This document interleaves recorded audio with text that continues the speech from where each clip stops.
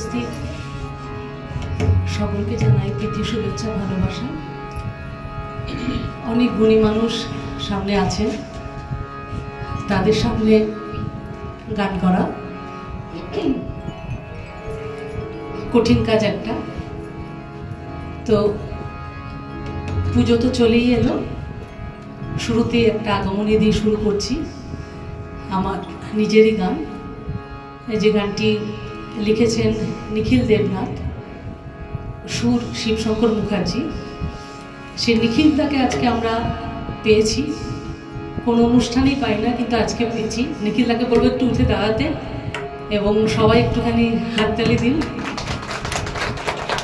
নিখিলদার লেখা। হ্যাঁ, তার মাঝখানে আরেকটি নাম উচ্চারিত হলো, সুর শিবশঙ্কর মুখার্জি। তাকে তো নিশ্চয়ই তালবাদে আছেন আজকে যিনি অনুষ্ঠানে কর্ণধার, একজন দুজনের মধ্যে একজন, তার সুর।